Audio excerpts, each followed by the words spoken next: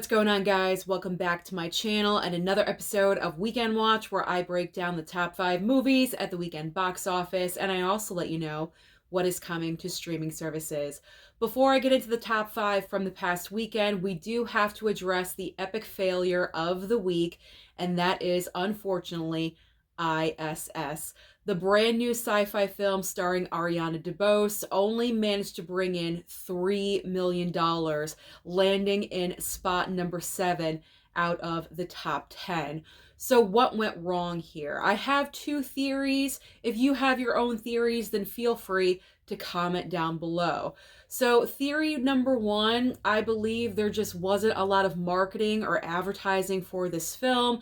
In fact, if I wasn't doing what I do here on this channel, I myself probably would not have known that this movie was coming out.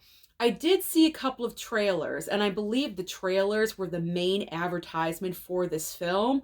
However, if you're not a steady moviegoer at the movie theater, you would not have seen these trailers. And these days, people avoid commercials like the plague.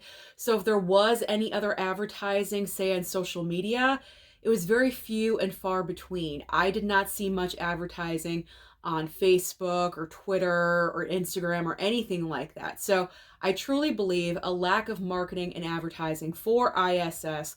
was the main culprit as to why this movie simply just did not perform well. And then theory number 2, I could be wrong with this, but I feel like because the main star, the most notable star, was Ariana DeBose, do people know her? I mean, she is a recent Academy Award winner for West Side Story. However, I think if you polled 100 people, maybe 10, 15 would actually know who she is.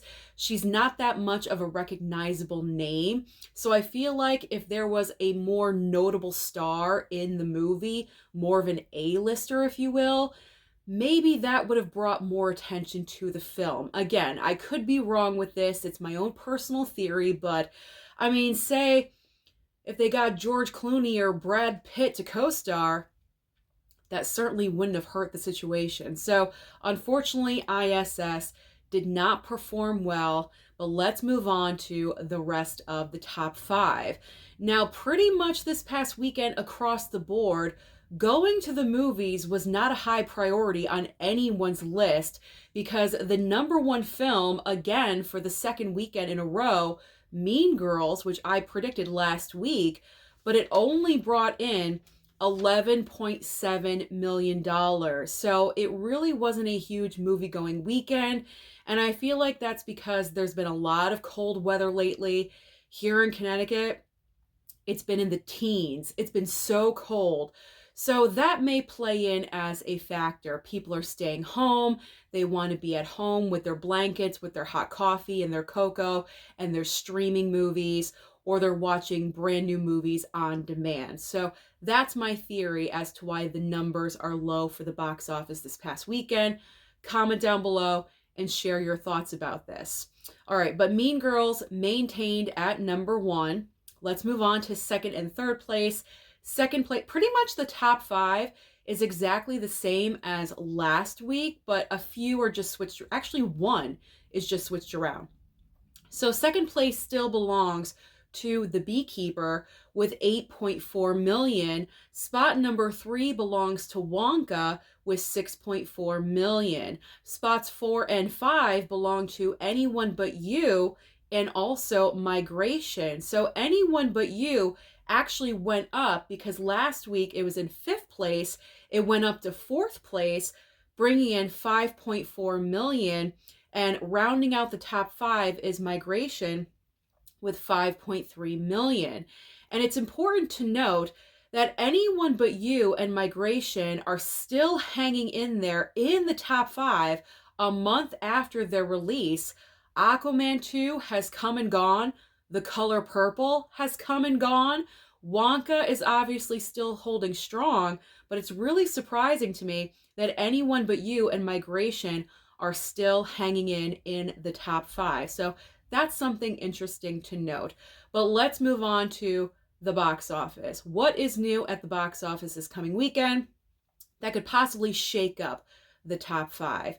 We have two brand new entries, actually, one you are already familiar with. However, this weekend, they are presenting a new black and white version, and that is Godzilla Minus One. This movie is a phenomenon. It got such an amazing, tremendous response. So they are re releasing the film with a black and white version. However, I do believe it's for only 1 week. So if you want to catch this film, you're going to have to do it within the next 7 days.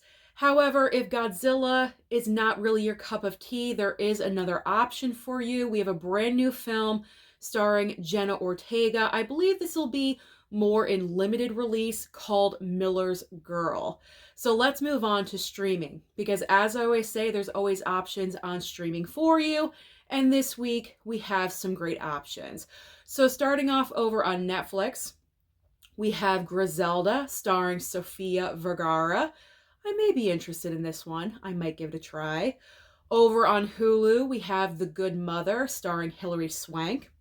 Disney Plus is premiering A Real Bug's Life. Amazon Prime is adding Expats. I believe this is a brand new series starring Nicole Kidman. And also a brand new comedy special, Kevin James, Irregardless. Peacock is debuting In the Know Season 1. And next up is our biggest debut of the week over on Paramount Plus. We have Mission Impossible Dead Reckoning. They've officially dropped the part 1, so it's only Dead Reckoning. So that is debuting, I believe, on the 25th. And also You Hurt My Feelings with Julia Louis-Dreyfus. And finally, over on Apple TV Plus, we have Masters of the Air. So that's everything happening at the box office and also on streaming. So comment down below and let me know your thoughts about I.S.S. Why do you think this movie failed? Don't forget to like and subscribe before you leave, and I'll see you next time.